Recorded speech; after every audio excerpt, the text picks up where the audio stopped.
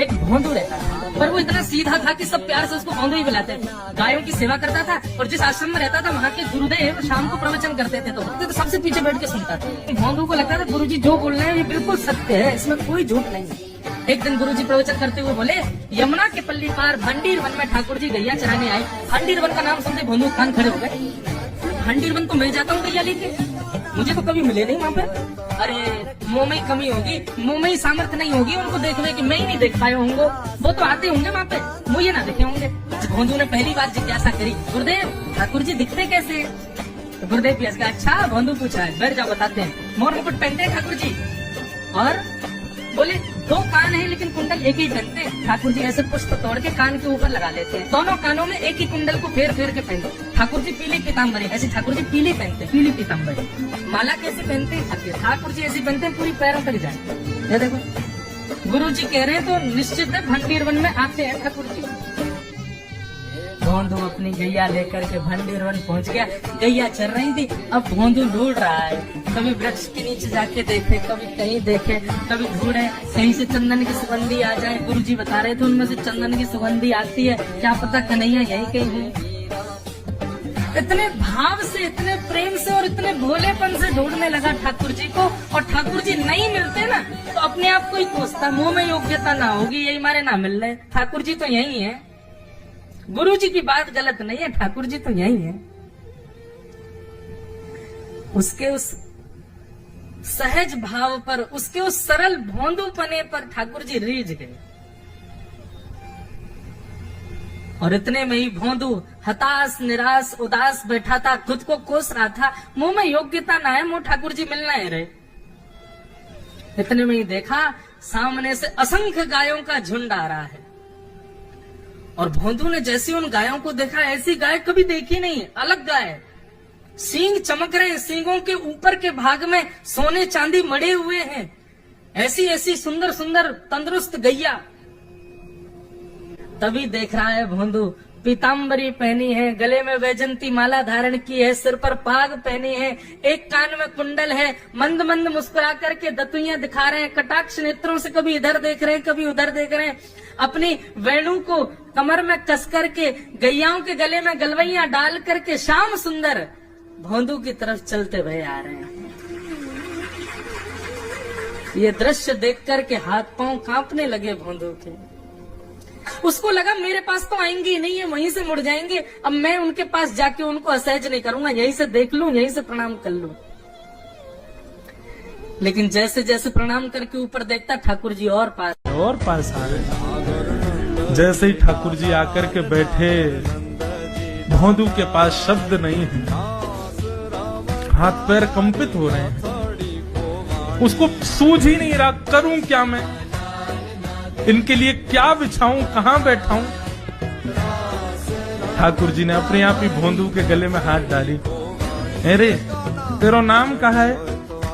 जैसे ही ठाकुर जी ने नाम पूछा, भोंदू अपना ही नाम भूल गया, बोले मुझे याद ही नहीं मेरा नाम क्या है, पर प्रेम से सब लोग मुझे भोंदू बुलाते हैं। अब तो भोंदू नाम सुनते ही ठाकुर जी ताली दे दे के हंसने लगे, तेरा नाम भोंदू है? बोले हाँ मेरा नाम भोंदू है। और ठाकुर जी आपको अच्छा लगा? बोले हाँ बहुत अच्छा लगा। आपको नाम कहा है? ठाकुर जी बोले तुम वो ना जाने?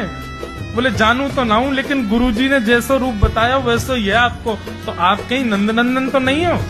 ठाकुर जी बोले हाँ मैं नंदनंदन नहीं हूँ, यशोदा जी को लाला, नंद जी को लाला। भोंदू बोलो जय हो भगवान, आज आपके दर्शन है गए। गुरु जी और सब बालकन को तो आप शायद रोज ही मिलते होंगे, लेकिन मैं ही अभागो मोकू आप आज ही मिले हो। ठाकुर जी बोले अब चल बात मत बनावे, जल्दी कछु खवा, मुंह को भूख लग रही है। भोंदू एक कपड़े में रोटी बांध के उसमें मिर्च और गुड़ रख करके लेके गया। 2 रोटी थी, भोंदू ने जैसे खोली, एक रोटी ठाकुर जी के सामने धर दी, एक अपने पास रख ली, बोले मैं भी तो खाऊंगा। ठाकुर जी ने बढ़िया रोटी ऐसे घुमाई और प्रेम से गुड़ खामे और रोटी पान लगे प्रेम से, और ठाकुर जी तो चप चप करके नेक देर में पा गए। भोंदू तो भूल ही गए, वो खानो भी, वो ठाकुर जी को ही देख रहा है। ठाकुर जी बोले और जोर की भूख लगी, ला अपनी रोटी दे दे। भोंदू बोलो मुंह को भी भूख लगी है। बोले अच्छा चल आधी आधी खा ले, या मैं आधी तू खा ले आधी मैं खा लूं, दोनों खा लिए। कल ते नेक्स्ट से ज्यादा सी रोटी ले आइयो, भूख ज्यादा लगे, और सुन यही समय आइयो, मिलूंगा कल भी तोते। ठाकुर जी अपने मार्ग पर चले गए। भोंदू इतना प्रसन्न है, बोले आज मुझको ठाकुर जी मिल गए। गुरुदेव के प्रवचन का समय हो गया, भोंदू पीछे जाके बैठ गया, अपने गुरुदेव को प्रणाम करे, इनकी कृपा से ठाकुर जी मिले। उसने किसी को नहीं बताया, उसको लगा सबको ही मिलते हैं भगवान, मुझे ही मिले हैं बहुत दिन बाद। दूसरे दिन भोंदू खूब सारी सामग्री रसोई घर में इकट्ठा करके जाने लगा। किसी ने जाके गुरुदेव से कह दिया कि भोंदू बहुत सारी सामग्री ले जा रहा है। गुरुदेव ने जाके कही, भोंदू इतनी सामग्री ले जा रहा हो भैया, वो भंडारो करेगो का? नहीं गुरुजी भंडारो तो नहीं करूंगा, वो नंद नंदन नाम है, वो यशोदा नंदन मदन मोहन, वो अपनी गैया चरा के आए, कल भी आए, मेरी रोटी खा गए, मैं भूखो ही रहेगा कल। या हमारे ज्यादा सी ले जा रहा हूं, बेचारे बहुत भूखे आए कल, कि उनको पेट आए, मेरी रोटी खा गए, मैं भूखो ही रहेगा कल। या हमारे ज्यादा सी ले जा रहा हूं, बेचारे बहुत भूखे आए कल, कि उनको पेट भर जाएगा, मैं भी पा लूंगा। या हमारे गुरुजी आज ज्यादा सामग्री ले जा रहा हूं। गुरुदेव ने मन में सोचा, ये बात कोई और कहे तो अविश्वास किया जा सकता है, लेकिन भोंदू झूठ नहीं बोलता। भोंदू कभी झूठ नहीं बोलता, भोंदू की बात पर विश्वास करना ही पड़ेगा। गुरुदेव बोले, सुन सुन इधर बैठ, ठाकुर जी आए थे? बोले हाँ। अच्छा, उनका रूप कैसा था? जैसा रूप आपने बताया था ना गुरुजी, बिल्कुल वैसा, ऐसे कटाक्ष नेत्र, मोती जैसे दांत, ठाकुर जी की मुस्कान ऐसी, पाग ऐसी, कान ऐसे। गुरुदेव के तो नेत्र बंद हो गए, वे सब अनुभव करने लगे। लेकिन गुरुदेव बोले, रूप कैसा भी बता दे, चरण यदि इसने बता दिए तो मैं मान जाऊंगा कि ठाकुर जी थे।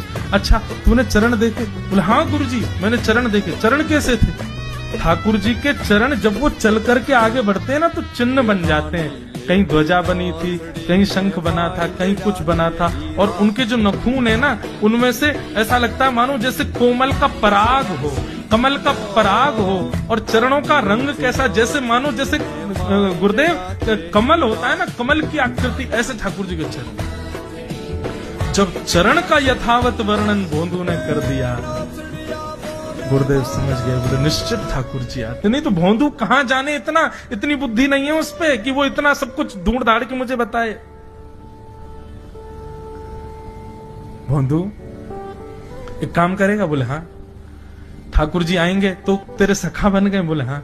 तो उनको लेकर के आश्रम आ जा, यहां पे आ जा। भोंदू बोला कि इतने योग्य बालक हैं, लेकिन ठाकुर जी ने किसी से नहीं कही, मुझसे कही है। अगर मैंने ये काम नहीं किया तो मेरा जीवन व्यर्थ है।